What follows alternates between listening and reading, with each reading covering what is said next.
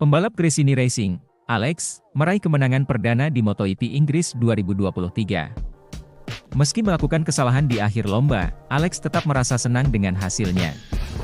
Sebelumnya, Alex mengalami musim sulit bersama Honda.